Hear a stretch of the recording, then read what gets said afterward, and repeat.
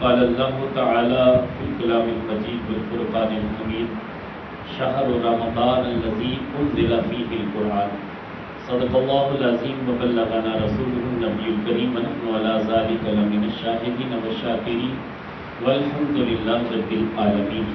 میرے نہایت ہی واجب الاحترام ذی قدر وذی محترم و محتشم بزرگ و دوستو، ماہ سیام کی آمد ہے۔ اللہ کے پیارے نبی صلی اللہ علیہ وسلم فرماتے ہیں کہ شعبان و شہری و رمضان و شہر اللہ، شعبان میرا مہینہ ہے اور رمضان اللہ کا مہینہ ہے۔ وہ برکتوں والا مہینہ ہمیں زندگی میں ایک بار پھر نصیب ہونے والا ہے۔ خوش نصیب ہیں کہ اللہ کریم جل وعلا کی طرف سے جب سب سے بڑھ کر پورے سال میں برکتیں رحمتیں نازل ہوتی ہیں تو یہ وہی مہینہ ہے جو ابھی آنے والا ہے۔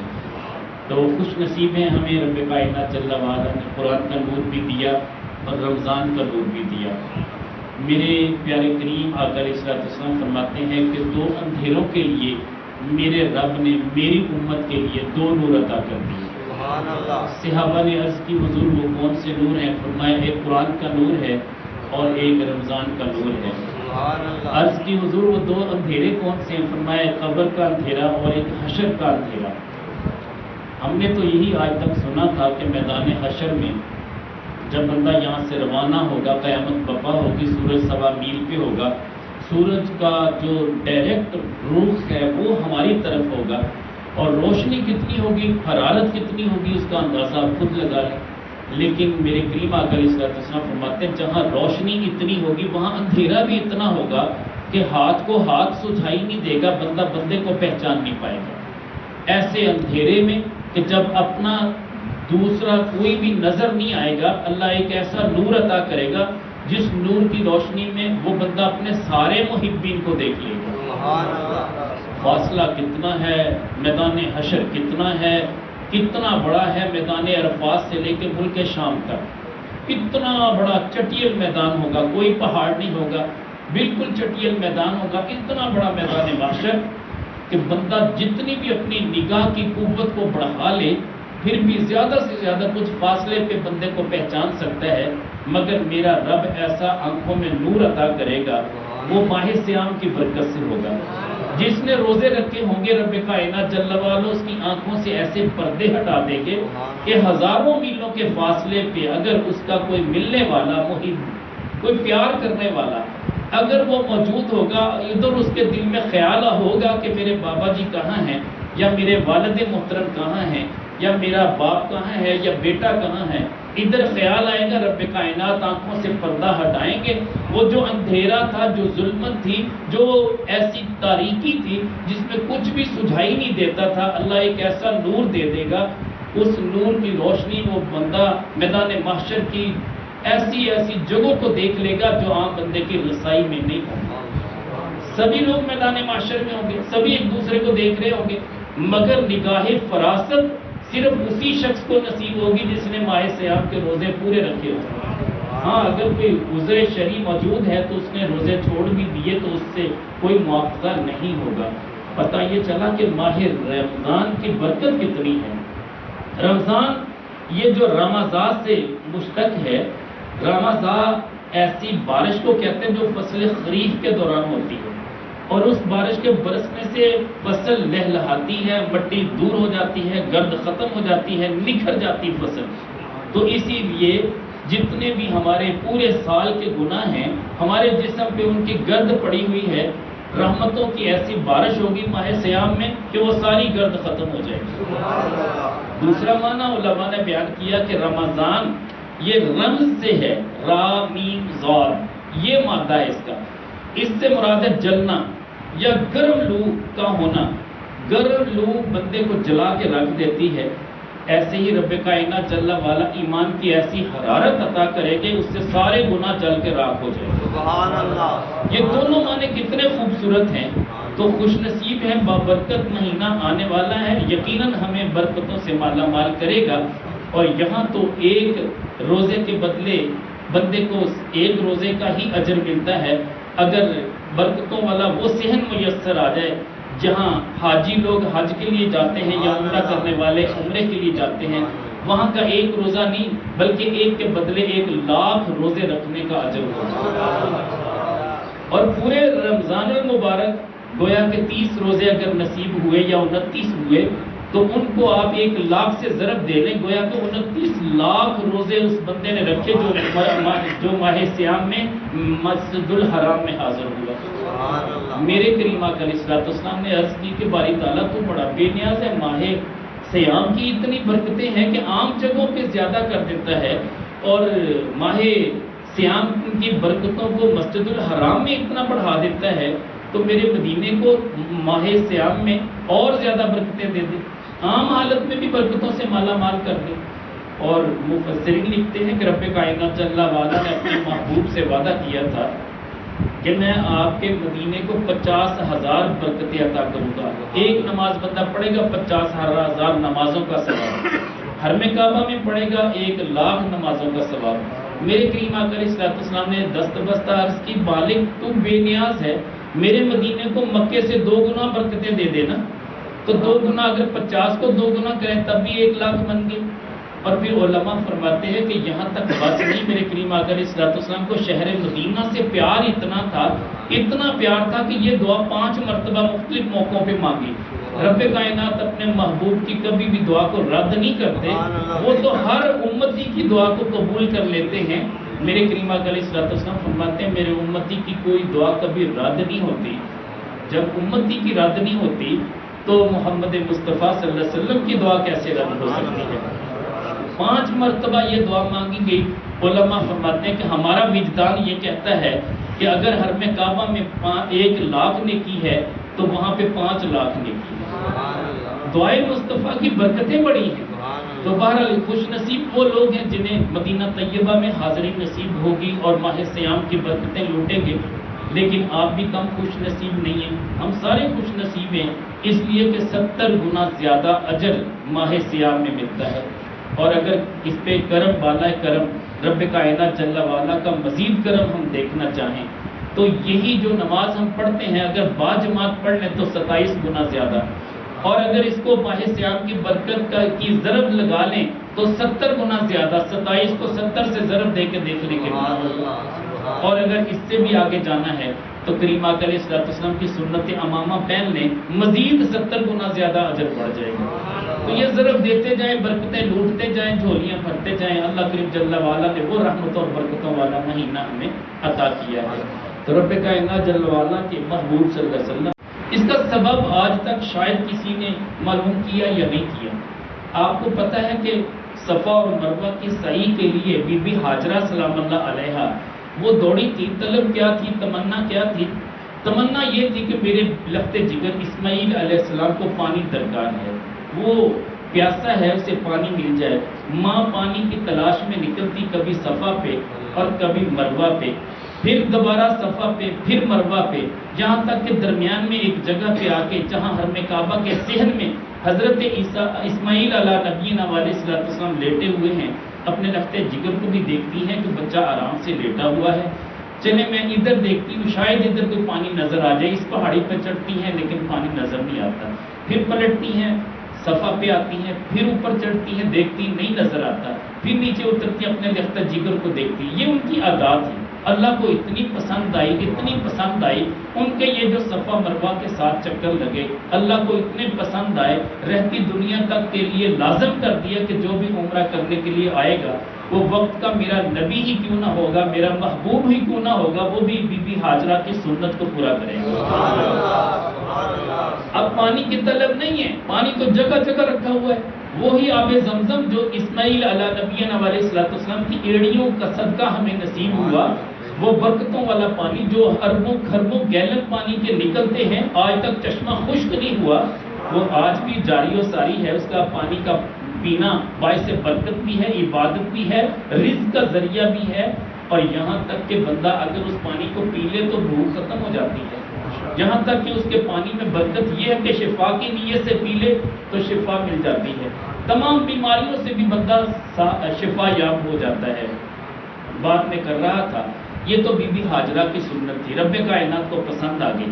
اب رمضان المبارک کے روزے اگرچہ پہلے بھی لوگ رکھتے تھے لیکن اس امت کے لیے فرض نہیں ہوئے تھے، اور میرے کریم آقا علیہ الصلوۃ والسلام غار حرا میں تشریف لے جاتے، کئی کئی دن تک بھوکے رہا کرتے تھے، پانی موجود نہیں ہے، پانی ختم ہو گیا، پانی لینے کے لیے نیچے کبھی نہیں اترے تھے، حالانکہ 2500 فٹ بلند ہے غار حرا، وہاں میرے کریم آقا علیہ الصلوۃ والسلام ابھی اعلان نبوت سے پہلے یہ مشقت، یہ مجاہدہ آپ ادا کر رہے تھے، یہاں تک کہ سیدہ خدیجہ الکبریٰ سلام اللہ علیہا میرے کریم آقا علیہ الصلوۃ والسلام کے لیے کچھ کھجوریں لے کے جاتی، کچھ پانی لے کے جاتی، اور وہ جا کے پیش کر دیتی، پھر آ جاتی، 2500 فٹ بلند پہاڑ پہ چڑھتی، واپس بھی آتی، جہاں تک کہ کریم آقا علیہ الصلوۃ والسلام فرماتے خدیجہ تم اپنے گھر میں آرام کرو، مجھے اپنے رب کی عبادت کرنے دو۔ عبادت اتنی کیفیت اور اتنی استغراقی کیفیت کہ رب کائنات جل وعلا کی بارگاہ میں ہمیشہ مشغول عبادت رہتے، کھانے پینے کا بھی خیال نہ رہتا، یہاں تک کہ سحری اور افطاری کے وقت ہی سرکار مدینہ صلی اللہ علیہ وسلم کھجوریں کھایا کرتے تھے اور پانی نوش کیا کرتے تھے۔ رب کو یہ ادا اتنی پسند آئی، امت کے لیے یہ روزے فرض کر دی کہ جیسا میرا محبوب کرتا ہے سال میں ایک بار تم بھی ایسا کیا کرو، چلیں کم از کم اور نہیں تو ایک مہینہ تو ایسا ادا کرو نا کہ میرے محبوب کی یہ سنت مجھے نظر آئے کہ میرے محبوب کا ہر امتی سنت کو اپنے اوپر غالب کیے ہوئے ہے۔ تو ایسا یہ عمل اتنا خوش نصیبی والا ہے کہ ہم گویا کہ روزہ صرف اللہ کے کہنے پہ نہیں رکھ رہے بلکہ حقیقت میں اپنے نبی کی سنت کو ادا کر رہے ہیں، اتنی بڑی سعادت ہے۔ اچھا روزے کا دورانیہ کتنا تھا، ہم نے کبھی غور نہیں کیا دورانیہ کتنا تھا۔ رمضان المبارک کے روزے بہت ساری امتوں کے لیے اس طرح فرض کیے گئے کہ 24 گھنٹوں میں صرف ایک بار کھانا ہوتا تھا، اور اس کے بعد پھر 24 گھنٹے نہیں کھاتے تھے، مسلسل 24 گھنٹے کا روزہ ہوا کرتا تھا۔ جب میرے کریم آقا علیہ الصلوۃ والسلام کے صحابہ نے روزے رکھے نا، سرما بن قیس ایک صحابی ہیں، بڑے محنتی تھے، روزہ دار تھے، اور آقا کریم علیہ الصلوۃ والسلام سے بڑا پیار کرنے والے تھے، مزدور تھے، القاسم و حبیب اللہ، محنت کرنے والا اللہ کا دوست ہوتا ہے۔ اب صورتحال یہ ہے کہ وہ سارا دن مزدوری کرنے کے بعد جب اپنے گھر میں آتے ہیں، بیوی افطاری کے لیے کچھ کھجوریں اور پانی پیش کر دیتی ہے، اب چند کھجوریں لیتے ہیں، پانی سے روزہ افطار کرتے ہیں، تھکاوٹ دن بھر کی اتنی تھی کہ نماز مغرب جیسے ہی ادا کرتے آ کے لیٹ جاتے، بیوی کھانا بنانے میں مصروف ہے، ادھر ان پہ نیند غالب آ گئی، دن بھر کی تھکاوٹ تھی۔ اب حکم کیا تھا کہ اگر افطاری کے بعد نیند غالب آ گئی اس کے بعد آپ کھانا نہیں کھا سکتے، سحری کا تو تصور ہی نہیں تھا، اگلا روزہ شروع ہو گیا۔ آپ کی اہلیہ محترمہ نے بیدار کیا کہ میرے سرکار کچھ کھانا کھا لیں، کہنے لگے اللہ کے نبی نے منع کر دیا، اگر افطاری کے بعد نیند غالب آ گئی اس کے بعد اگلے دن تک کا روزہ آپ کو رکھنا ہوگا، سحری کا تصور نہیں تھا۔ سرما بن قیس رضی اللہ تعالیٰ عنہ عاشق رسول تھے، پیار کرنے والے تھے، اسی طرح اگلا روزہ رکھ لیتے ہیں۔ اگلے دن کام پہ تھے، کام کرتے کرتے مشقت کی بنا پہ بے ہوش ہو کے گرے، اب بے ہوشی کے عالم میں صحابہ نے آ کے کریم آقا علیہ الصلوۃ والسلام کو اطلاع دی، عرض کی حضور آپ کا بڑا پیارا صحابی ہے، وہ بیچارہ بے ہوش پڑا ہے اور اس کی حالت یہ ہے کہ روزہ رکھا ہوا ہے۔ کریم آقا علیہ الصلوۃ والسلام جو اپنے امتی کے پاؤں میں کانٹا چبھنا بھی گوارا نہ کرے، وہ سرکار دو جہاں مالک کون رب کائنات جل وعلا کی بارگاہ میں دعا کرتے اس امت کے لیے کہ مالک تو بے نیاز ہے، میرے امتی اتنا صبر کیسے کریں گے، پورے 24 گھنٹے کا روزہ کیسے رکھیں گے، میری امت کی اتنی مشقت بڑھا دی گئی ہے، مالک تو بے نیاز ہے، آسانی پیدا کر دے۔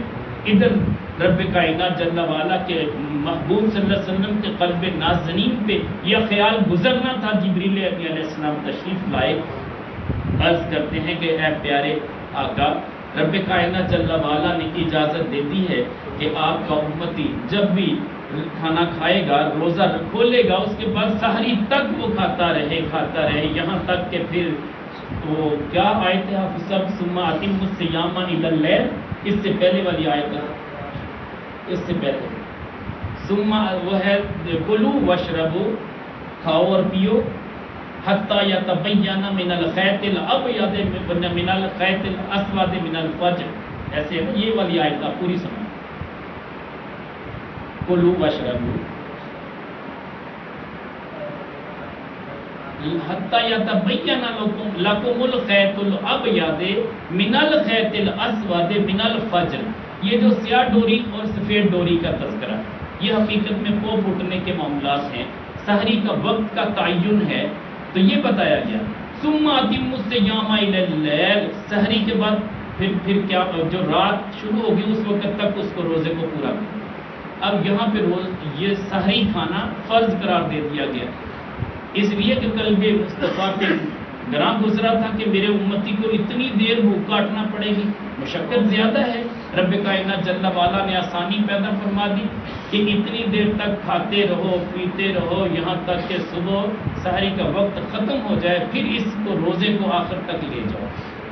بہت اچھی بات ہوگی، آسانی ہو گئی، سارے صحابہ کو یہ خوشخبری مل گئی، اور ان صحابہ کے صدقے ہمیں آسانی مل گئی کہ ہم ماشاءاللہ کئی بار کھاتے ہیں۔ اور یاد رکھیں کہ ماہ سیام میں کھانے کا حساب نہیں ہوگا، جو چاہیں کھائیں لیکن حلال کھائیں، جتنا چاہے کھائیں لیکن اپنی صحت کا خیال رکھیں۔ کلوا واشربوا ولا تسرفوا، کھاؤ پیو مگر اسراف نہ کرو۔ جب اسراف کریں گے لازمی بات ہے فوڈ پوائزننگ ہو جائے گی، جب اسراف کریں گے آٹومیٹکلی نیند غالب آئے گی، عبادت نہیں کر پائیں گے۔ تو لہٰذا کھانے میں اعتدال کو مد نظر رکھیں، اور روزہ حقیقت میں انسان کی اندر کی بیماریوں کو ختم کرنے کے لیے، میرے کریم آقا علیہ الصلوۃ والسلام فرماتے ہیں تصوموا تصحوا، تم روزہ رکھو صحت یاب ہو جاؤ گے۔ بندہ بیمار ہے نا، دیکھنا ماہ سیام میں وہ صحت یاب ہو جائے گا، جتنا بھی بیمار ہے ٹھیک ہو جائے گا، اور اگر بلڈ پریشر کا مریض ہے وہ بھی ٹھیک ہو جائے گا، اور کینسر کا مریض ہے وہ بھی ٹھیک ہو جائے گا، اور یہاں تک کہ رسولیوں کا مریض ہے، رسولیاں اس کے پیٹ کے اندر بن چکی ہیں، روزہ رکھے گا۔ اب روزے میں جسم کو انرجی کی ضرورت ہے، اس کا ایمیونٹی سسٹم بہتر کرنے کے لیے اسے خوراک کی ضرورت ہے۔ جسم اندر سے جو فاضل مادے سب سے پہلے ان کو ہڑپ کرے گا، اس چربی کو جو پیٹ بڑا ہو چکا ہوتا ہے اس کو پہلے جسم کھائے گا، اندر سے ہی خوراک اسے ملے گی۔ اب میدے میں تو خوراک ہے نہیں، وہ جو تھی وہ 10 یا 11 بجے تک میدے نے یوز کی، اس کے بعد اس نے اپنے ہی جسم کو اندر سے کھانا شروع کیا۔ یہ جو بندے کو بھوک لگتی ہے حقیقت میں اس وقت جسم کا تقاضا ہوتا ہے کہ مجھے کچھ دیا جائے، میں کام کر رہا ہوں، میں انرجی یوز کر رہا ہوں، مجھے انرجی چاہیے۔ وہ کہاں سے دیتے ہیں؟ پھر آپ کھانے کے ذریعے انرجی پہنچاتے ہیں۔ جب کھانا نہیں پہنچائیں گے جسم اپنے ہی جسم کو کھانا شروع کر دے گا، یہاں تک کہ کتنا موٹا جسم ہوتا ہے، جب بندہ بیمار ہوتا ہے کھانا پینا چھوڑ دیتا ہے، وہ بیچارہ دبلا پتلا سا ایک لاغر سا ہو کے بستر پہ لیٹا ہوا ہوتا ہے۔ وجہ کیا ہے کہ کھانا پینا ختم ہو چکا ہے۔ اب وہ جسم جب تک اندر چربی موجود ہے اس کو کھا لیتا ہے، اور یقیناً ڈاکٹر اس بات پہ ریسرچ کر چکے، جو فاضل مادے سب سے پہلے جسم ان کو ختم کرے گا، آپ کی جو اوریجنل چیزیں ان کو اینڈ پہ جا کے ختم کرے گا، سب سے پہلے فاضل چیزوں کو کھائے گا۔ بڑی اچھی بات ہے، تو صحت آٹومیٹکلی نصیب ہو جائے گی۔ شوگر بڑھتی کیوں ہے؟ ہم کھاتے بار بار، اس وجہ سے شوگر بڑھتی ہے، ہم میٹھا بار بار یوز کر رہے ہیں۔ اور یہاں تک کہ کوئی بندہ اگر روزہ رکھتا ہے اور وہ صحت یاب ہو بھی جاتا ہے، لیکن افطاری کے وقت اتنا کھا لیتا ہے جو دن بھر کی کثرت نکال دیتا ہے، نتیجہ یہ کہ پھر اس میں وہ تبدیلی نہیں آتی جو ہونی چاہیے۔ میرے کریم آقا علیہ الصلوۃ والسلام کے صحابہ تو چند کھجوروں پہ افطاری کر لیتے تھے، اور چند کھجوروں کے ساتھ ساتھ ستو اور جو استعمال کرتے تھے جو پیٹ بڑھنے نہیں دیتے تھے، چربی پیدا نہیں کرتے تھے۔ ہماری غذائیں کچھ اور طرح کی ہو گئی، ہمارے اس پیٹ کے اندر تو پیزے بھی آتے ہیں، شوارمے بھی آتے ہیں، برگر بھی آتے ہیں، پکوڑے اور سموسے بھی ہوتے ہیں۔ نتیجہ یہ کہ ہم بیمار نہ ہوں تو پھر اور کیا ہو، ہمارا کھانا پینا چینج ہو گیا۔ میں یقیناً ایک بات دعوے سے کہتا ہوں کہ جو بندہ اللہ کی پیدا کردہ چیزوں کو کھائے گا، اللہ کی پیدا کردہ چیزیں کون سی ہیں؟ اللہ جل شانہ کی پیدا کردہ چیزیں وہ ہیں جو اس نے درختوں سے پھل لگائے، اس نے پیدا کیے۔ وہ برگر یا شوارما نہیں ہے، یہ تو انسانی بناوٹ ہے، انسان بناتا ہے نا۔ انسان جو بناتا ہے وہ اس میں وہ کوالٹی پیدا نہیں کر سکتا جو رب نے اپنی قدرت سے پیدا کی ہوئی چیزوں میں کوالٹی پیدا کی۔ اب پھل جتنا دل چاہے کھائیں، کچھ نہیں ہوگا آپ کو۔ اب کون سا پھل کھانا چاہ رہے ہیں؟ جو دل چاہے کھائیں، اللہ نے ہر پھل کے اندر وٹامنس رکھے ہیں، آپ کی صحت کے لیے کافی اور وافی ہوں گے۔ تو بہرحال کہنے کا مطلب یہ ہے، جو صاحب حیثیت ہیں، صاحب ثروت ہیں، اللہ کریم جل وعلا کا ان پہ کرم ہے، وہ اپنے ان بھائیوں کا خیال رکھیں جو بیچارے گھر میں کھجور بھی نہیں لا سکتے، ان کے پاس کھجور تک میسر نہیں ہے، واٹر فلٹر کا پانی میسر نہیں ہے۔ اگر آپ کے پاس اس طرح کی کوئی سہولت موجود ہے، سب سے پہلے آپ اس کے گھر میں پہنچائیں، اس کا اجر دیکھیں۔ میرے کریم آقا علیہ الصلوۃ والسلام فرماتے ہیں قیامت کا دن ہوگا جب پیاس سے زبانیں نکلی ہوئی ہوں گی، حالت یہ ہوگی کہ بندے پیاسے پھر رہے ہوں گے، لیکن جس نے روزے داروں کے روزے کھلوائے ہوں گے نا، بے شک ایک کھجور کھلائی ہوگی یا ایک گھونٹ پانی کا پلایا ہوگا، میں اسے حوض کوثر سے اپنے ہاتھ سے جام کوثر پلاؤں. تو لہٰذا یار کوشش کریں، اتنا زیادہ آپ کے پاس نہیں ہے کوئی بات نہیں، آپ اتنا تو کر سکتے ہیں کہ پانی بھر کے ایک گلاس پیش کر دیں کسی بھی حاجی کو اور کسی بھی عمرے والے کو. یہ تو وہاں کی بات ہے، آب زمزم پلائیں. لیکن اگر آپ اپنی ہی مسجد میں موجود ہیں، اپنے ہی نمازیوں کو جیسے وہ نماز پڑھ رہے ہیں، تراویح پڑھ رہے ہیں، اس دوران ہی اگر آپ نے پانی کا گلاس لا کے دے دیا، یہ بھی گویا ایسے ہے کہ آپ نے اپنی جیب سے وہ پانی پیش کیا. پانی تو مسجد کا تھا، صرف آپ نے یہ مشقت اٹھائی.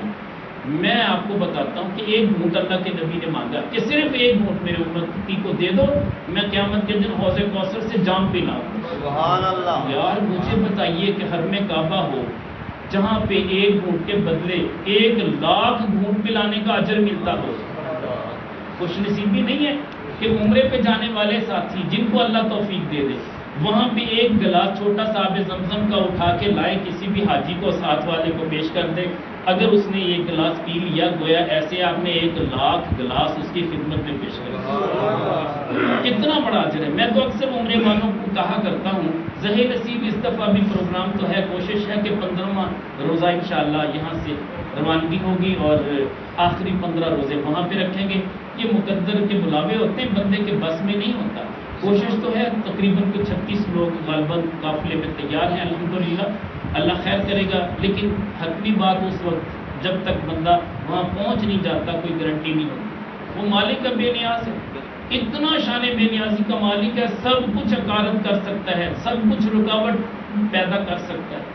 میں تو حیران ہوں کہ جب وہ بخشنے پہ آتا ہے تو سبب بھی وہی بناتا ہے، جب پکڑنے پہ آتا ہے تب بھی وہ سبب بناتا ہے. ایک عابد تھا، بہت بڑا عبادت گزار تھا بنی اسرائیل میں. اس کا کام یہ تھا کہ ساری رات عبادت کرتا اور سارا دن روزے سے رہتا. تقویٰ طہارت کا مالک تھا، بڑا صدقہ و خیرات بھی کرنے والا تھا، بڑا ذکر فکر کرنے والا تھا. اس کے وصال کے بعد کسی نے پوچھا ما فعل اللہ بک، تیرے ساتھ اللہ نے کیا کیا؟ تو اس نے کہا کہ بس میں آج تک رکا گیا ہوں، میں ابھی حساب و کتاب سے فارغ نہیں ہوا. پوچھا کہ تجھ سے حساب کس کا طلب کیا جا رہا ہے؟ کہنے لگا کہ ایک جگہ پہ میں کھانا کھا رہا تھا کسی بندے کے پاس، جیسے ہوٹل پہ ہم کھانا کھاتے ہیں، میں نے اس کے جو وہاں پہ ٹوتھ پکس کے لیے پڑی ہوئی ہوتی نا تیلیاں جس کو ہم کہتے ہیں، وہ ایک تیلی بغیر اجازت کے اٹھا لی تھی، بس اسی کا حساب دے. وہ مالک ہے نا بے نیاز، پکڑنے پہ آئے تو اس طرح پکڑ لیتا ہے. تو اگر نظر انداز کرنے پہ آئے تو اربوں خربوں گناہ بھی بندہ کر کے چلا جائے، ایک بار صبح حادث توبہ کر لے اللہ بخش دیتا ہے. بے نیاز ہے. اور امام عشق و محبت امام احمد رضا خان بریلوی علیہ رحمہ آپ فرماتے کہ اگر کسی نے کسی کے 3 پیسے دبا لیے، 3 پیسے کی اوقات اور حیثیت ہی کیا ہے، صرف 3 پیسے، اس کا آپ نے حساب لگایا، فرماتے 700 نمازیں قیامت کے دن بدلے کے طور پہ دینی پڑیں گی. حضور 700 نمازیں کتنی مشقت سے پڑھی ہوگی بندے نے، مگر اس بندے کے بدلے میں جس کے 3 پیسے آپ نے ناجائز ہتھیا لیے، وہ اس کے بدلے میں 700 نمازیں 3 پیسوں کے بدلے میں دینی پڑیں گی. لہٰذا اپنے معاملات کو بہتر رکھیں. روزہ صرف یہ نہیں سکھاتا کہ آپ عبادت کریں، روزہ یہ بھی سکھاتا ہے کہ آپ دوسروں کا خیال رکھیں، دوسروں کا احساس پیدا کریں. جیسے تمہیں پیاس لگتی ہے، تمہارے اوپر پیاس وارد ہوتی ہے، ایسے دوسروں کو بھی پیاسا تصور کر کے ان کی پیاس کا خیال رکھتے ہوئے ان کو پانی وہاں پہنچائیں. اور اگر ممکن ہو کھانے کی جیسے تمہیں بھوک لگتی ہے، ایسے دوسروں کے لیے کھانے کا انتظام کر دیں. اور اگر مہینے بھر کا راشن کسی غریب کو لے کے دے دیں تو آپ لے کے دے سکتے ہیں، اس میں کوئی حرج نہیں، کوئی قباحت نہیں ہے. اور اگر ایک بندہ صاحب حیثیت ہے، وہ زکوٰۃ دینے پہ پابند ہے اور دوسرا زکوٰۃ لینے کا مستحق ہے، بہتر یہ ہے کہ آپ اسے پیسے دے دیں. وہ اپنے ان پیسوں سے اس زکوٰۃ کے، آپ کے پیسے ہیں زکوٰۃ کے، لیکن وہ آپ کے اس زکوٰۃ کے پیسوں کا مالک بنا. اب وہ جو چاہے کرے، وہ مالک بننے کے بعد چاہے وہ مسجد میں جائے دے دے پیسے، چاہے مدرسے میں دے دے، چاہے روزوں کی افطاریاں کروا دے، چاہے وہ اپنے بچوں پہ خرچ کر دے، اب وہ مالک وہ بن چکا. تو لہٰذا بعض لوگ کہتے ہیں کہ بابا جی کیا ایسا ہو سکتا ہے کہ ہم افطاریاں ہی کروا دیں سب کی؟ ایسا نہیں ہے، آپ کی زکوٰۃ ادا نہیں ہوگی. زکوٰۃ ادا کرنے کے لیے سب سے پہلے کسی مستحق کو آپ اس کا مالک بنائیں گے، اس کے ہاتھ میں دیں گے کہ یہ جی 10,000 روپیہ میری طرف سے زکوٰۃ کا ہے، آپ قبول فرمائیں. اگر آپ کہتے ہیں کہ یار اس سے عزت نفس مجروح ہوگی، کیا میں بتاؤں یا نہ بتاؤں، تو حکم یہ ہے آپ اسے نہ بتائیں، لیکن اس کے بارے میں کنفرمیشن ہو کہ یہ بندہ مستحق زکوٰۃ ہے، آپ اسے 10,000 دے دیں کہ بھئی یہ آپ کے لیے ہے، آپ جو چاہے کریں، وہ پھر استعمال کر لیں، وہ آپ کی زکوٰۃ ادا ہوگی، بشرطے کہ آپ کو پتہ ہے کہ وہ 52 تولے چاندی سے زیادہ ملکیت کا مالک نہیں ہے، یعنی سونے کے اعتبار سے 7.5 تولے سونا اور چاندی کے اعتبار سے آپ کو 52 تولے چاندی کی مقدار تقریباً آج کل جو لگ بھگ چل رہی 80,000 روپے کے حساب سے، یعنی 80,000 روپے سے زیادہ مالیت جو استعمال میں نہیں آئی، جو وافر پڑی ہے، وہ بے شک ساری چیزوں کو اکٹھا کر کے آپ نے جمع تفریق کرنے کے بعد بچائے ہوں گے، جو قرض دینے والی چیزیں قرض والی مائنس کر دیں، پھر بھی اگر 80,000 سے زائد مال باقی بچتا ہے پلاٹوں کے علاوہ، پلاٹ آپ نے اولاد کے لیے لے کے رکھے، اپنے لیے رکھے، پلاٹ پہ کوئی زکوٰۃ نہیں، گاڑی پہ زکوٰۃ نہیں، جی 88,327 بن رہیں گے 52 تولے چاندی کی قیمت۔ اچھا، اس میں یہ 88,000 سے زائد رقم اگر آپ کے گھر میں پڑی ہے یا ایسا سامان پڑا ہے اتنی مالیت کا جو آپ کے استعمال میں نہیں آیا، سال گزر گیا، تو اب آپ زکوٰۃ دینے کے پابند ہیں۔ اگر اس سے کم ہے تو آپ زکوٰۃ لے سکتے ہیں، اتنا ہی ہے نا، فگر کراس کرنے والی بات ہے، فگر کراس نہیں کرتے، آپ کا 1 کروڑ روپے کا مکان ہے، آپ زکوٰۃ لے سکتے ہیں، آپ کے پاس پیسے نہیں ہیں، آپ لے سکتے ہیں، شرعی حکم یہ ہے، لیکن یار کروڑ روپے کے مکان والے کو چاہیے کہ وہ دوسروں کا حق نہ مارے، اتنا بڑا اللہ نے مکان دیا، مکان چھوٹا کر لے، لوگوں کو بھی کھلا خود بھی کھا، ٹھیک ہے نا، مطلب ہماری حالت یہ ہے کہ ہم اس کرائیٹیریا کے اس پہلو کو پکڑ لیتے کہ یار مکان پہ زکوٰۃ نہیں ہے، گاڑی پہ زکوٰۃ نہیں ہے، فریج پہ نہیں ہے، ایئر کولر پہ نہیں ہے، ایئر کنڈیشن پہ نہیں، یہ حاجتیں اصلیہ ہیں، ضروریات زندگی ہیں، جب ان پہ زکوٰۃ نہیں تو یہ ساری چیزیں میں لے لیتا ہوں اور پھر میں کہوں گا میرے تو گھر میں بیلنس میں کچھ بھی نہیں ہے لہذا مجھے زکوٰۃ دو۔ اب اصولاً وہ بظاہر اس کا حقدار ہے کہ اس کے پاس 88,000 سے زائد رقم نہیں ہے اور ایکسٹرا مال بھی نہیں ہے، جو بھی مال موجود ہے وہ اس کے زیر تسلط ہے، زیر استعمال ہے، لہٰذا وہ زکوٰۃ لے سکتا ہے، لیکن اس میں علماء فرماتے ہیں اسے حیا کرنا چاہیے کہ جب اللہ نے تجھے اتنا مال دیا ہے تو پھر بھی تیرا پیٹ نہیں بھرتا۔ تو میں نے دیکھا ہے ایسے لوگوں کو جو کہتے ہیں کہ دیکھیں کہ قانون کو مد نظر رکھیں تو میں زکوٰۃ لینے کا مستحق ہوں، اس لیے کہ میرے پاس 88,000 سے زائد وافر رقم جو ہے یا وافر مال موجود نہیں ہے، جتنا بھی مال ہے میرے استعمال میں ہے، تو لہٰذا اس طرح کی توجیحات نکالتے ہیں، ایسا کبھی نہ کیجیے، کوشش کریں اللہ نے آپ کو جس حالت میں بھی رکھا ہے کوشش کریں بانٹنے والوں کا مزاج پیدا کریں۔ میرے کریم آقا علیہ السلام پوری کائنات کے مالک، پوری کائنات کے مالک بن کے تشریف لائے، مگر حالت کیا ہے، گو سارے جہاں کی نعمتیں ہیں ان کے خالی ہاتھ میں، یعنی آپ کے ہاتھ میں بظاہر کچھ بھی نہیں ہے لیکن سارے جہاں کی نعمتوں کے باوجود کریم کتنے تھے۔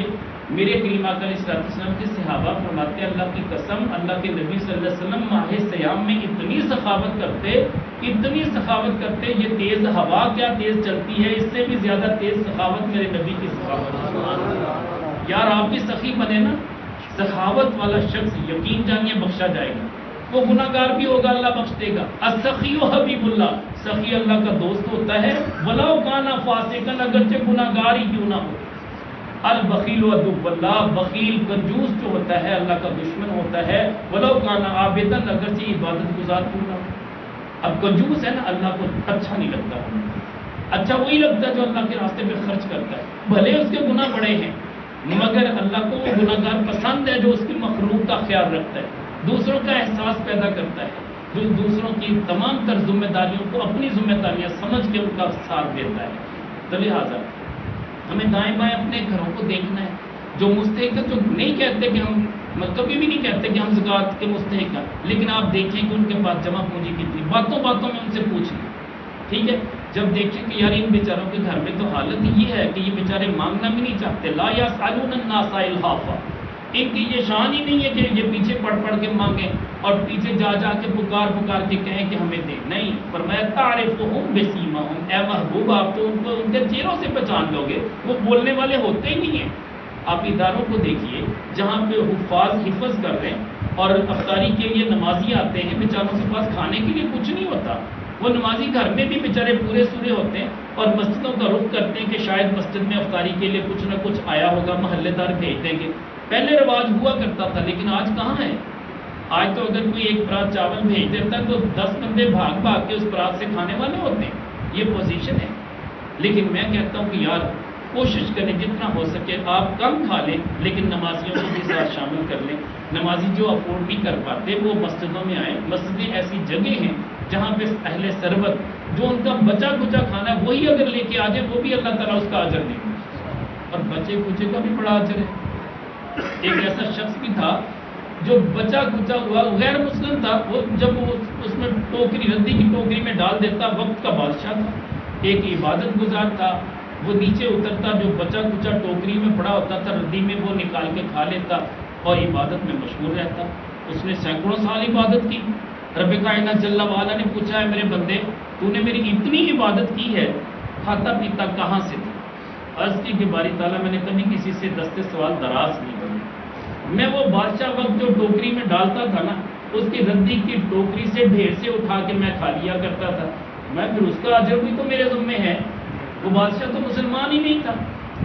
میرا رب قیامت کا دن ہوگا، حکم دے گا کہ اس بادشاہ کو نکالو جو کہ غیر مسلم تھا.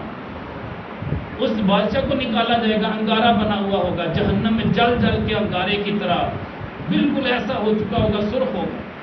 پوچھا جائے گا پہچانو، عرض کرے گا کہ باری تعالیٰ میں کیسے پہچانوں، مجھے نہیں پتا یہ وہ بادشاہ، یہ تو انگارہ ہے. اس کو شکل دی جائے گی. جب شکل دی جائے گی یہ عالم دین، یہ عابد، یہ عبادت گزار پہچان لے گا. عرض کرے گا باری تعالیٰ ہاں یہ وہی بادشاہ ہے جس کے دور میں میں عبادت کیا کرتا تھا، میں اس کا بچا کچا کھایا کرتا تھا.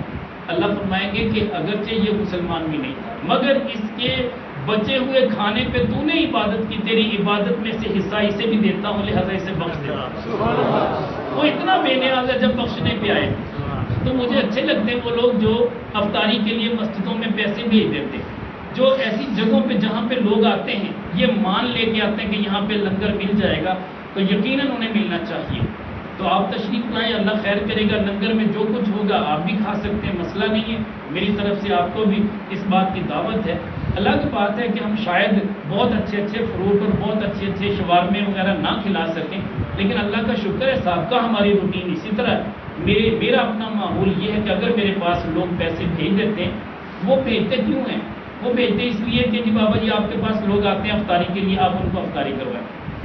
میں دیکھتا ہوں میرے پاس 25-30 بندے اگر اعتکاف بیٹھے ہوئے تو میں ان کو جی بھر کے کھلاتا ہوں. پتہ کہ ان کی امانت انہیں پہ خرچ کرنی. اور پھر یہ بھی ہوتا ہے کبھی شوارمے بھی منگوا کے کھلا دیتے، کبھی ان کو برگر بھی کھلا دیتے ہیں، آئس کریم بھی منگا کے کھلا دیتے ہیں. اب دیکھیں نا، موجود ہے چیز ان کی، امانت ان کی. لوگوں نے اس لیے دی کہ آپ کی مسجد میں جو اعتکاف کے لیے آئے، سحری افطاری کے لیے آئے، ان کو کھلائیں. اور سحری کا اجر کتنا؟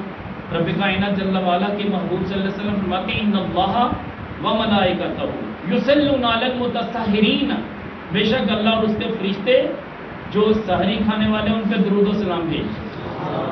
اللہ بھی درود و سلام بھیجتا ہے، اس کے فرشتے بھی رحمتیں بھیجتے ہیں. کس پہ؟ جو سحری کھاتے ہیں. تو سحری سنت ہے میرے کریم آقا علیہ السلام کی. یہ نہ ہو کہ بس اپنے آپ کو زیادہ بڑا شو کرنے کے لیے اب ساری کھائیں نہ کہ جی میں نے تو 24 گھنٹے کا روزہ رکھا. یہ نہیں. سنت مصطفیٰ کی تابعداری آپ کی 1000 سال کی عبادت سے بہتر ہے. تو آقا کریم علیہ السلام کی سنت کو معمول میں رکھیں. رہا یہ کہ عبادت، میں آپ کو بتا دوں کہ لیلۃ القدر نصیب ہوگی آپ کو. ویسے تو ماہ سیام کی جو پہلی رات آتی ہے رب کائنات جل وعلا 60,000 جہنمیوں کو نظر رحمت سے جنت میں داخل کر دیں. ایک رات کی تعداد کتنی؟ 60,000 جہنمی جن پہ جہنم واجب ہو چکا ہے. اگر وہ ماہ سیام کی برکتیں لینے کے لیے مسجد میں آ گئے، نماز میں شامل ہو گئے، قرآن کریم کی تلاوت کرنے لگے اور قیام میں، رکوع میں، کبھی سجدوں میں اپنے آپ کو پیش کر دیا، اللہ جل شانہ 60,000 لوگوں کا انتخاب کر کے جہنم سے نکال کے جنتی لکھ دے گا. اور یہاں بس نہیں، ہر رات ایسا ہی ہوگا. پھر ایک جمعے سے لے کے دوسرے جمعے تک جتنے گناہ سارے معاف. ایک ماہ سیام سے لے کے اگلے ماہ سیام تک جتنے گناہ سارے معاف. پھر اگلا پیکج بڑا زبردست ہے. آخری رات آتی ہے رب کائنات جل والا کے محبوب صلی اللہ علیہ وسلم فرماتے ہیں جتنے ہر رات اللہ جل شانہ نے آزاد کیے جہنم سے، اتنے ساری راتوں کے اکٹھے کر کے ان کے تعداد کے مطابق اللہ ساری دنیا کو معاف کر دیتا ہے۔ سبحان اللہ۔ صلی اللہ علیہ وسلم فرماتے ہیں 5 خصوصیات ہیں میری امت کی۔ ایک خصوصیت یہ ہے کہ رب کائنات جل والا سب سے پہلی رات ماہ سیام کی جب آتی بڑی پیار والی، محبت والی، رحمت والی نظر فرماتا ہے کہ یہ میرے محبوب کی امت ہے۔ سبحان اللہ۔ دوسرا یہ کہ میرے محبوب کی امت کے جتنے امتی ہیں روزہ رکھتے ہیں نا، بھوک کی بنا پہ اندر سے ایک بو آتی ہے، وہ ایک عجیب سی بو ہوتی ہے بھوک کی وجہ سے۔ رب کائنات فرماتے ہیں میرے محبوب ہے تیرا امتی، بظاہر اس کے منہ سے بو آ رہی مگر مجھے وہ بو کستوری سے بھی زیادہ اچھی لگتی ہے۔ اللہ فرشتوں کو بھی کہہ دیتا ہے کہ ہر جگہ پہ کراہت کرتے ہو، میرے محبوب کا امتی پیاز کھا لے، لہسن کھا لے، مسجد میں آنے کی اجازت نہیں ہے اور اس سے کراہت کرتے ہو۔ تو اللہ کے نبی نے حکم بھی یہی دیا کہ کچا پیاز کھا کے، لہسن کھا کے مسجد میں نہ آؤ، فرشتوں کو تکلیف ہوتی۔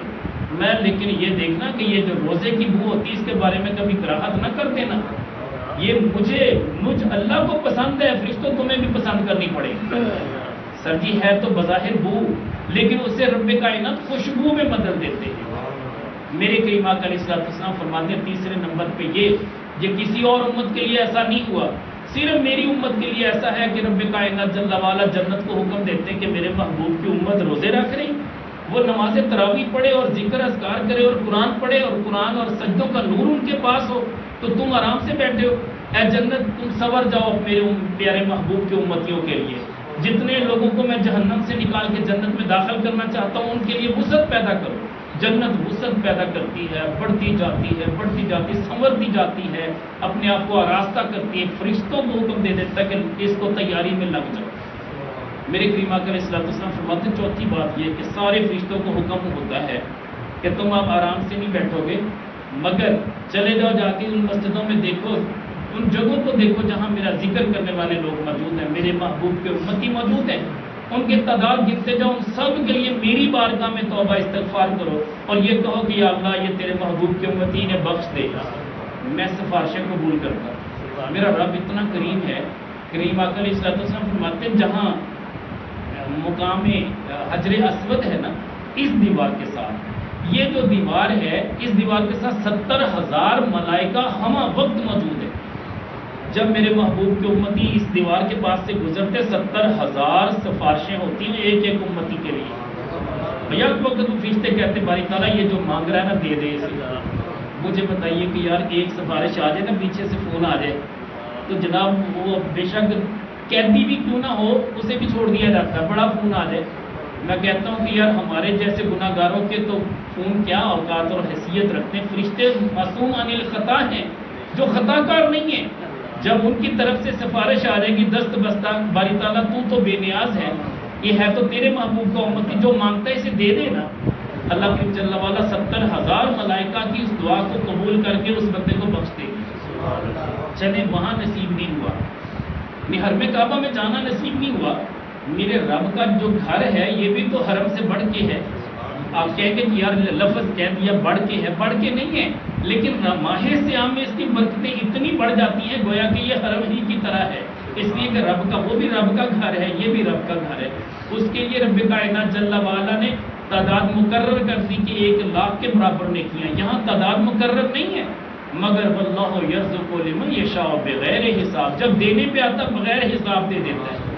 میں کہتا ہوں شب قدر ایک رات ہے، مگر میرا رب جب دینے پہ آئے کسی بھی رات کی عبادت بندے کی قبول کر لے، شب قدر سے بڑھ کے اجر دے دے، وہ دے سکتا ہے، مالک ہے۔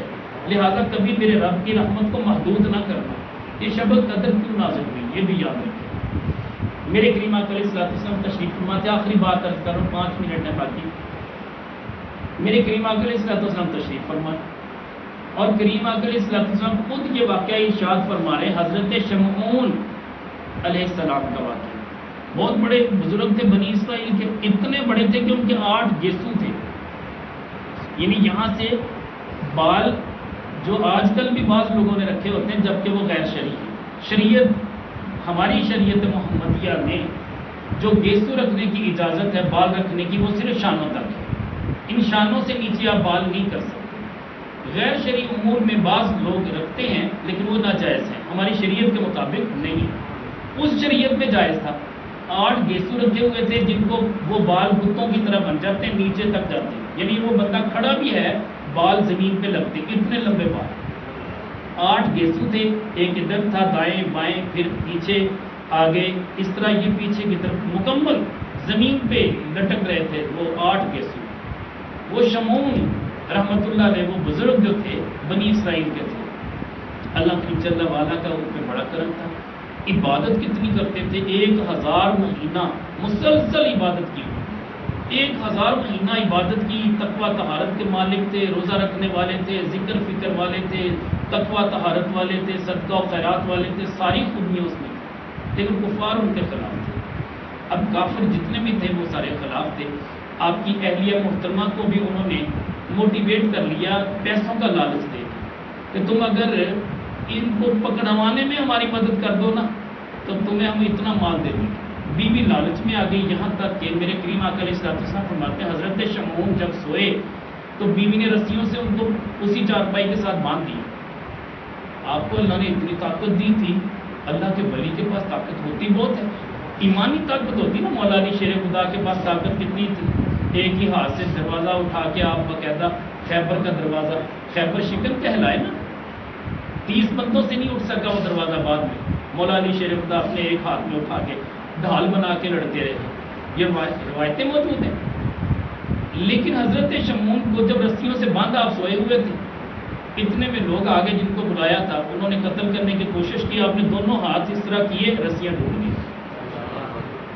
اب آپ نے پوچھا کہ یہ کیا ہوا، خیر وہ تو ڈاکے بھاگ گئے کیونکہ جتنے بھی کفار تھے ڈرپوک تھے سارے بھاگ گئے۔ آپ نے بیوی سے پوچھا کہ تو نے مجھے باندھا کیوں تھا، کہنے لگی حضور میں تو چیک کرنا چاہ رہی تھی کہ آپ کی طاقت کتنی ہے، تو آپ نے تو اللہ نے بڑی طاقت دی ہے، بڑے ماشاءاللہ ہمت والے۔ دوبارہ پھر کفار نے موٹیویٹ کیا، بیوی نے ایک دفعہ زنجیروں کے ساتھ باندھ دیا، سوئے ہوئے تھے گہری نیند تھی، زنجیروں سے باندھ دیا۔ کفار جب پہنچے اللہ کا کرنا یہ ہوا کہ آپ پھر بیدار ہو گئے، جب بیدار ہوئے تو آپ نے دیکھا زنجیروں سے باندھا ہوا، آپ نے پھر زور لگایا، زنجیریں کٹ گئی، کفار پھر دوڑ گئے ڈر کے۔ بیوی سے پوچھا کہ تو بڑی تیز لگتی ہے، کیا کر رہی، کہنے لگی حضور میں دیکھ رہی تھی رسیاں تو اس دن توڑ دی، آج آپ زنجیر توڑ سکتے ہیں کہ نہیں توڑ سکتے۔ ایک نے آپس میں گپے لگا رہے تھے، باتیں کر رہے تھے، بے تکلفی والی باتیں، میاں بیوی کے معاملات تھے۔ بیوی پوچھتی بڑے پیار سے کہ حضور اللہ نے آپ کو اتنی طاقت دی ہے، اتنی بڑی عبادت آپ نے کی، 1000 مہینہ معمولی بات نہیں ہے، اتنی عبادت کی ہے آپ نے، اتنی طاقت اللہ نے دی ہے، لیکن آپ کی کوئی کمزوری آج تک میں نے نہیں دیکھی۔ کہتے ہیں کہ تمہیں بتاؤ میری کمزوری میرے ان گیسوؤں میں ہے، یہ جو میرے بال ہے نا، میری کمزوری یہ ہے، یہ میں بال اگر مجھے کسی نے اس سے باندھ دیا نا پھر میں چھڑا نہیں سکوں گا اپنے آپ کو۔ اب بیوی کو راز کی بات پتہ چل گئی۔ یہ واقعہ سنانے والے کون؟ اللہ کے پیارے نبی صلی اللہ علیہ وسلم، اور واقعہ صحابہ سن رہے بڑے توجہ کے ساتھ۔ اب بیوی نے دیکھا کہ جب یہ سو گئے، ان کے 8 گیسو جو تھے انہی کے ساتھ ان کو باندھ دیا۔ اب اتنے میں کفار کو بلا لیا، کفار آئے، انہوں نے ان کا ناک بھی کاٹ دیا، ہونٹ بھی کاٹ دیے، کان بھی کاٹ دیے، ہاتھ بھی۔ اب وہ پاور ظاہر بات ہے باتوں میں پہلے بتا چکے تھے کہ اب وہ پاور اتنی تھی کہ بال زیادہ مضبوط تھے آپ کے زنجیروں سے بھی، رسیوں سے بھی۔ اب صورتحال یہ ہے کہ اتنے میں خیر اللہ کی بارگاہ میں انہوں نے ایسی بددعا کی، اللہ جل شانہ نے ایسا عذاب نازل فرمایا کہ وہ کفار بھی مر گئے اور بیوی بھی جل کے راکھ ہو گئی، خکستر ہو گئی۔ تو اب یہ دیکھیں آزاد تو کٹ گئے نا، اگرچہ یہ بچ گئے تھے بعد میں۔ صورتحال یہ ہے کہ صحابہ یہ واقعہ سنتے سنتے کچھ صحابہ کی آنکھوں میں آنسو بھی رواں تھے، خود میرے کریم آقا علیہ السلام کے قلب اطہر پہ بھی یہ بات گراں گزری۔ اب صحابہ کی کیفیت عجیب ہوگی، واقعہ عجیب سنا تھا۔ عرض کی کہ حضور ہم اتنے حیران ہیں کہ 1000 رہے، رات بھر جاگتے رہے، دن کو روزہ رکھتے رہے، تو ہم میں سے تو کوئی اس قابل نہیں ہوگا۔ اب یہ بات سن کے میرے کریم آقا علیہ السلام کے قلب نازنین پہ ایک کیفیت طاری ہوئی۔ اتنے میں جبریل امین علیہ السلام حاضر ہوتے ہیں، عرض کی کہ یا رسول اللہ صلی اللہ علیہ وسلم، نہ آپ کی پریشانی رب کو پسند ہے نہ آپ کی امت کی پریشانی پسند ہے۔ اللہ کریم جل وعلا نے مجھے ایک صورت دے کے بھیجا ہے، اس میں ایک ایسا مجدہ سنایا گیا ہے، لیلۃ القدر خیر من 1000 شہر۔ وہ لیلۃ القدر آپ کی امت کو دی جاتی ہے، وہ ایک رات کافی ہے، خیر من 1000 شہر، 1000 مہینوں سے بہتر ہے وہ رات۔ یہ پس منظر ہے سورۃ القدر کا۔ یہ پوری سورت نازل کی اور جبریل امین علیہ السلام لے کے آئے، میرے کریم آقا علیہ السلام کی خوشی کی انتہا نہ رہی، صحابہ بھی اتنے خوش ہوئے کہ حضور اب موجے ہو گئی کہ وہ تو 1000 مہینہ عبادت کر کے اس قابل ہوئے تھے شمعون علیہ السلام، ہم نے تو ایک رات کرنی۔ مجھے بتائیے یہ شارٹ کٹ ٹائم ہے یا نہیں ہے؟ میرے کریم آقا علیہ السلام نے اپنی امت کے لیے اتنا مخصوص وقت رکھا ہے کہ میرا امتی تھوڑی سی عبادت کر لے، اگر دین کے 10ویں حصے پہ بھی عمل کر لے تو اسے پورے دین پہ عمل کرنے کے برابر اجر ملے گا۔ کریم آقا علیہ السلام فرماتے ہیں جس طرح امت آخر پہ جاتی رہے گی ان کے نیک اعمال کم ہوتے جا رہیں گے، لیکن یہ کم عمل اتنے بڑے اچھے ہوں گے کہ وہ جو پہلے والے لوگوں کے بڑے عمل ہوں گے، بڑی تعداد والے، یہ کم والے عمل ان سے بھی زیادہ درجہ لے جائیں گے۔ میں ایک مثال دیتا ہوں، صحابہ اپنی جان کا نذرانہ پیش کرتے تھے تب جا کے شہید ہوتے تھے، لیکن آج اگر ایک مسواک کی سنت اپنا لیتا 100 شہیدوں کا ثواب پا لیتا، آج اگر داڑھی شریف رکھ لیتا 100 شہیدوں کا ثواب پا لیتا۔ اگر آج کوئی بندہ اللہ کے پیارے نبی صلی اللہ علیہ وسلم کی بتائے ہوئے اصولوں کے مطابق روزہ رکھ لیتا ہے، روزہ تو فرض ہے اس نے رکھنا ہی رکھنا، لیکن سنتوں کا بھی اہتمام کرتا ہے تو سمجھ لیں 100 شہیدوں کا ثواب بھی پا رہا ہے۔ شارٹ کٹ راستہ کریم آقا علیہ السلام فرماتے ہیں آخری وقت ہوگا کہ سال مہینوں کے برابر گزریں گے، اتنا تیز زمانہ ہو جائے گا، اور مہینے دن ہفتوں کے برابر، ہفتے دنوں کے برابر، دن گھنٹوں کے برابر، گھنٹے شعلوں کے برابر۔ جیسے شعلہ نہیں ہوتا، بس شعلہ نکلا بجھ گیا چنگاری کی طرح، تو لہذا شارٹ کٹ ٹائم ہے، عبادت بھی شارٹ کٹ، مختصر عبادت اللہ کے ہاں اتنی مقبول ہے، بے شک تھوڑی ہو لیکن ہمیشہ والی ہو۔ کوشش کریں آپ جتنا بھی کر سکیں، ذکر فکر تھوڑا کریں لیکن سکون والا کریں، ترتیل والا کریں، ورتل القرآن ترتیلا، جلد بازی کی ٹھوکریں نہیں لگانی، سچی بات ہے۔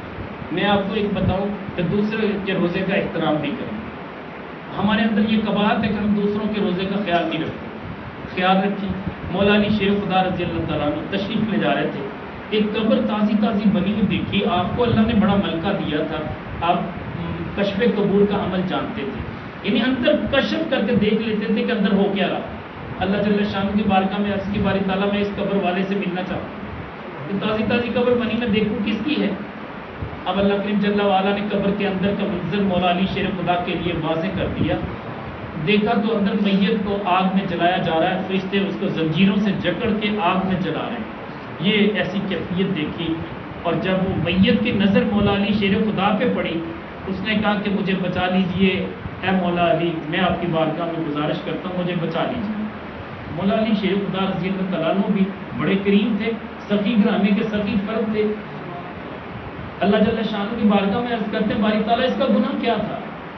آواز آتی ہے کہ پیارے علی اس نے رمضان المبارک میں دوسرے لوگوں کے روزوں کا احترام نہیں کیا تھا، یہ روزہ تو رکھتا تھا، دوسروں کے روزوں کا خیال نہیں کرتا تھا، ان کو اذیتیں دیتا تھا، تکلیفیں دیتا تھا، اور کبھی یہ روزہ رکھ بھی لیتا تھا، رات کو عبادت بھی کر لیتا تھا، مگر اس کے گناہ اتنے تھے، گناہ چھوڑتا نہیں تھا، روزوں کا کما حق احترام نہیں کرتا تھا، لہذا اس جرم کی پاداش میں اس کو میں نے اس عذاب سے دوچار کیا۔ اب رب کائنات جل وعلا کی بارگاہ میں مولا علی شیر خدا دست بست عرض کرتے باری تعالیٰ تو بے نیاز ہے، تو عبادتوں کا محتاج نہیں ہے، لازمی بات ہے ہم تیرے محتاج ہیں، مالک تو اسے بخش دے، میرے کہنے پہ اسے معاف کر دے، مجھ سے اس کی تکلیف دیکھی نہیں جاتی۔ رب کائنات جل وعلا نے فرمایا پیارے علی تیرے لیے میں اسے معاف کر دوں، تو اللہ جل شانہ نے اسے معاف کر دیا۔ یقیناً ہم اگر اللہ کے نیک بندوں کے ساتھ نسبت رکھیں گے تو یہ بخشش کا بہانہ بن جائے گا، کوئی سبب بن جائے گا۔ تو لہٰذا میں نے جتنی بھی باتیں آپ کے سامنے کی وہ صرف اور صرف اس لیے کی، ایک تو ہم نے ماہ صیام کی برکتوں کو سمیٹنا بھی ہے، اور ایمان اور احتساب کے ساتھ ہم نے روزہ رکھنا بھی ہے، اور دوسروں کے روزوں کا خیال بھی کرنا ہے، اور ہو سکے تو ان کے روزے کی افطاری کا اہتمام بھی کرنا ہے۔ اللہ نے جس کو جتنی طاقت دی ہے وہ اپنے گھر میں افطاری کروائے، وہ بے شک مسجد میں جا کے کروا دے، کسی دربار پہ جا کے کروا دے، یہ افطاریوں کا بھی اہتمام کرے۔ اللہ جل شانہ ہمیں توفیق دے اور ہم سب اس پہ عمل کریں، اور کوئی سوال اس حوالے سے کسی کو کرنا ہو تو آپ کر لیں، پھر اس کے بعد دعا کریں۔